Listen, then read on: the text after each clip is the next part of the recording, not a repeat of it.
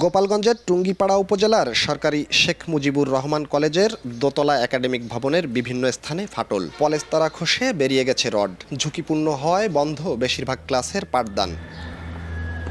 কলেজের ঝুঁকিপূর্ণ একাডেমিক ভবন ও পাশের প্রশাসনিক ভবনের সংস্কার সহ বেশ কয়েকটি কাজ এবং ক্রয়ের টেন্ডার আহ্বান করে শিক্ষা প্রকৌশল অধিদপ্তর। ২০২৪ সালের মার্চে এ কাজের দায়িত্ব পায় ঠিকাদারি প্রতিষ্ঠান মেসার্স পিআর প্রকৌশলী। প্রকল্পে ভবনের মেরামত ও বিভিন্ন উন্নয়নে অর্থ বরাদ্দ করা হয়। অথচ একই বছরের ১৩ নভেম্বর প্রকল্পের মেয়াদ শেষ হলেও এ বিষয়ে কোনো তথ্য জানে না কলেজ কর্তৃপক্ষ।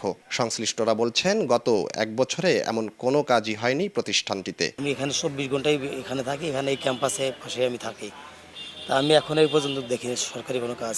বিগত যে এক বছরের কথা বলছেন, না এরকম কোনো রিপেয়ারিংয়ের কাজ কোনো কিছুই হয়নি। উপরে যে ছাদ আমরা যেখানে ক্লাস করি বেঞ্চের উপরে পুরোটাই ভাঙা, ওই উপরে ভেঙে ভেঙে খোয়া পাথর যেগুলো আছে ভেঙে ভেঙে নিচে পড়ে। প্রকল্পের খবরে অবাক সাবেক ও বর্তমান অধ্যক্ষ। এমন কোনো টেন্ডারের তথ্য তাদের জানা নেই বলে মন্তব্য তাদের। হোস্টেলের যেটা আছে আমাদের মহিলা হোস্টেলের যে কিছু মালামাল আছে বা কিছু ফার্নিচার আছে, ওইটা ছাড়া আমার আমাদের কোনো কাজ হয়নি। আমি যেটা দেখেছি হয়তো অনেক আগের হতে পারে বা পরের হতে পারে বা ওই সময়েরও হতে পারে।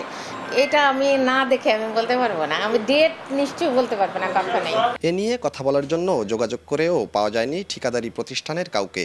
আর এ প্রকল্পে বিভিন্ন দপ্তর জড়িত দাবি করে ক্যামেরার সামনে কথা বলতে রাজি হননি শিক্ষা প্রকৌশল অধিদপ্তরের নির্বাহী প্রকৌশলী। কমিটির মাধ্যমে হয়েছে, ডিসি অফিস জড়িত, এসএসএফ জড়িত, পুলিশ জড়িত, সবাই জানে এই বিষয়গুলো। এটা আমি সাক্ষাৎ দিতে পারবো না, তাহলে আপনার কমিটির ইয়ার মাধ্যমে আসতে হবে। শিক্ষা প্রকৌশল অধিদপ্তরের তথ্য মতে কলেজটির প্রশাসনিক এবং একাডেমিক ভবন মেরামত ব্যয় ধরা হয় ২৪,৮৫,১৫০ টাকা। জয়ন্ত শিরালী, সময় সংবাদ, গোপালগঞ্জ।